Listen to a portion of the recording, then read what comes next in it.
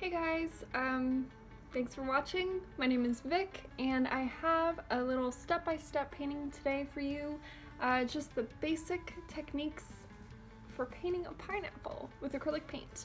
So stay tuned, and if you enjoy the video, please comment and let me know. So I wanted to go over the materials before we just jump into the painting, just so you guys know what I'm using from the start. So we decided that pineapple was the way to go. So I sketched that out on a canvas board, just using a pencil. Then I have some of my favorite brushes. These are the Princeton Aspen brushes. They're synthetic bristle. You can use them for oil and acrylic, and they're really great at keeping their shape. So I just have these in a couple different sizes. Well loved. And then we're going to be using Amsterdam Acrylics. So I'm just going to be using a limited palette, the 3 primary colors, threw in a burnt umber for some of the more earthy tones in the pineapple, and also black and white. I'm just going to be using palette paper. I also have a rag and a mason jar with water. Acrylic dries quick, so in order to eliminate waste, only put a little bit out to start. Also, due to the high pigmentation of Amsterdam Acrylics, a little bit goes a long way. I'm really excited to be using a limited palette today so that we can talk about mixing, but also the continuity of colors throughout the piece. So, our first step will be to plug in our base coat. Different colors and also brands of acrylics have different opacities. So if you want to make your paint more transparent, all you have to do is add more water. There are certain mediums that can also achieve this effect, but we'll just be using water today. So as you can see, I've thinned my paint down enough so that we can still see the sketch beneath it. We will be needing it for the more intricate layers a little bit later. The brush that I'm currently using is my favorite shape. It's a filbert. So it can make hard edges, but it also is very effective at blending. So this size is actually perfect for filling in the large area of the pineapple base, but also small enough to paint the more intricate shape of the leaves. So as we finish our base coat, I want to point out that there are many ways to use acrylics. This is just one technique. In my opinion, it works great for beginners by making the layers and information more digestible. Also, acrylic lends itself to this style due to its quick dry time. So between each layer, we'll make sure that our paint is fully dry before moving on. It's important to fill the background in early on so that later in the painting, we don't have to worry about painting around a fully rendered pineapple. And this technique that I'm using for the background is called wet into wet. So before my acrylic dries, I'm blending the yellow into the pink. And this way we get a really smooth, kind of pretty gradient. As you paint your base coats, be sure to keep in mind that these layers will probably be covered up for the most part by other layers. So keep your painting loose and don't worry too much if you accidentally go over the lines.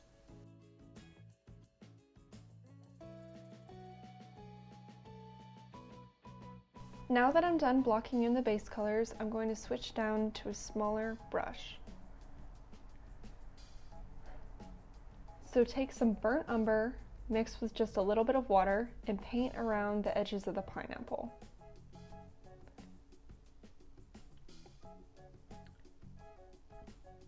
Clean off your brush and then use the dry brush to blend that color out. You don't want it to be super harsh.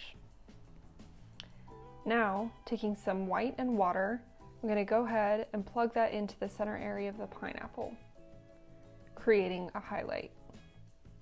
We are beginning to add form to our basic shape. This will give our pineapple fullness and volume. Taking pure white, add dots on the raised areas that you can see of the pineapple. This is just to help us determine where we'll need to add color later. The next step is to render the leaves. We're going to do this by plugging in our shadows. So we're going to be putting those in the areas that we know need them. And we're not really going for photorealism here, so plug in the shadows where the lines meet at the bottom and also where you know you want your leaves to be pushed back. This is really a great time to be careful, take your time, because these strokes are really going to define how your leaves look.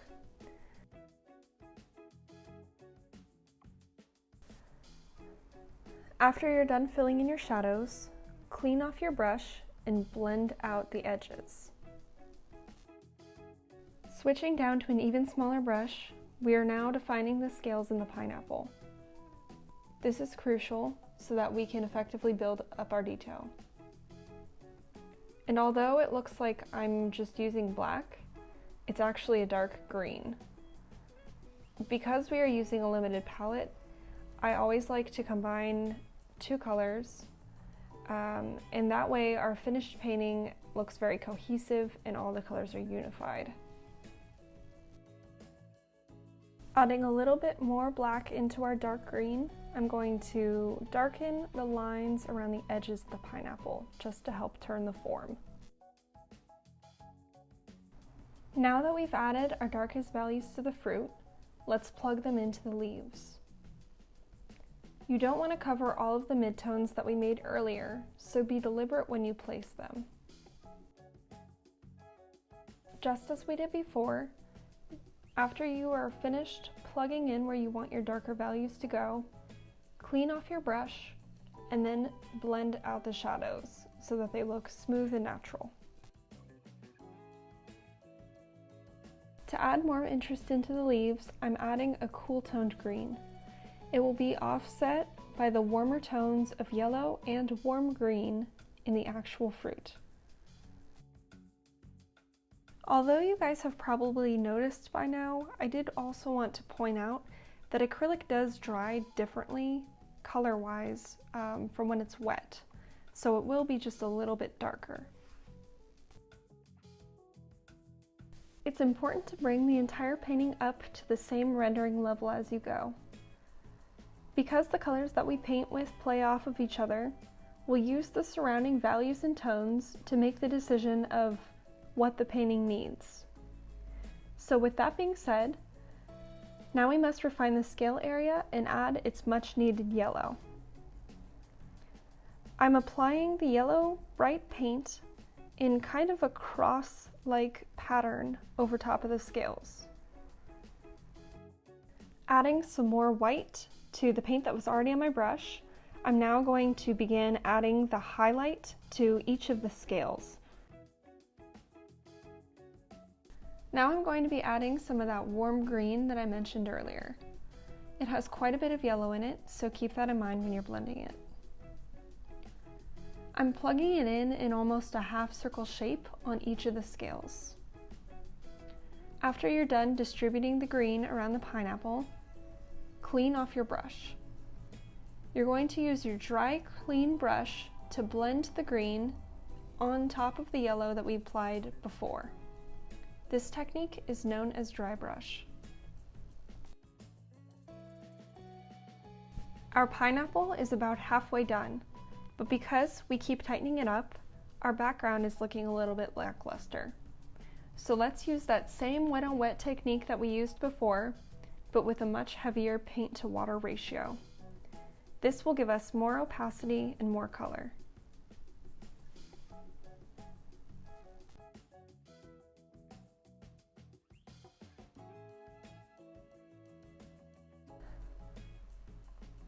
Taking a little bit of white mixed with just a little bit of brown to make kind of a natural neutral color, I'm going to be applying linear strokes to the peak of each of the scales.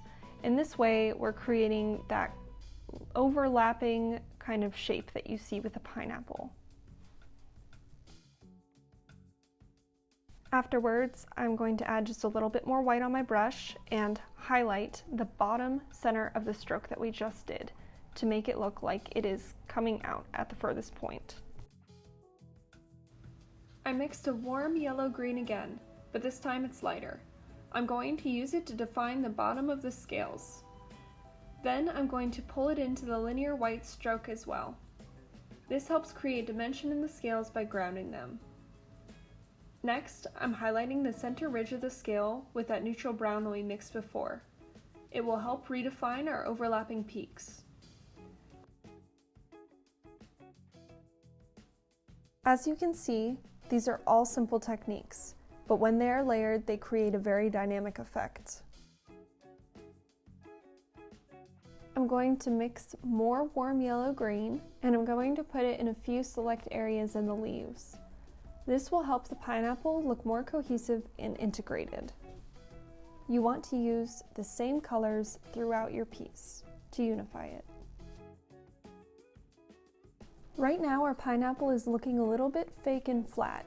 It needs some more earth tones in it to be convincing and add contrast. I'm going to add some burnt sienna mixed with water to add depth to the ridges of the scales. So now we're going to add our final highlights to our peaks of the scales. We're basically just going to be using white, but this time we're going to mix a little bit of that burnt umber that we just used for our shadows into it. This is really going to help tie the scales together.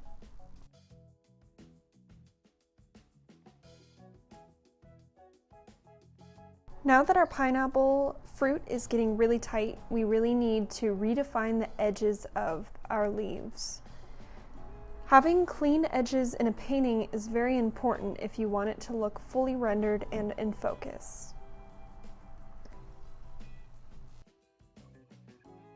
For the very last step of making sure our pineapple is rendered up to the standard we want it to, I'm going to go back into each of the scales with a mid-tone just to clean up some of my messier blends that I've done. Now, of course, if you want this to be a photorealistic piece, you're really going to have to take your time and make sure you have all your values right. But for this demonstration, we're keeping it loose. This is just a little kind of bonus step that I wanted to show you guys. I wanted to implement one of Amsterdam Acrylics pearl colors. This is the pearl yellow. It's a pretty transparent color, but as you can see from the little sticker on the tube, it's actually quite metallic. So what you can do is you can actually mix it into your paint, or you can paint it right on top and let your other colors show through. This specialty acrylic paint acts and performs the same way that the standard Amsterdam acrylic paints do. However, this paint has a very metallic sheen in it. So the sheen does look different in different light sources, and the light right now is directly above the painting, so it looks pretty strong. You can add water to this paint to make it a lot more transparent and have more subtle hues of the pearl. And as you see, I'm kind of keeping mine more concentrated in the center and thinning it out towards the bottom. So any regular person would say, okay, this painting has enough shine and bedazzle to it, but not me. I think that we need to bedazzle the pineapple as well. So I just switched down to a smaller brush, and I'm just brushing a little bit of pearl onto each of the scales.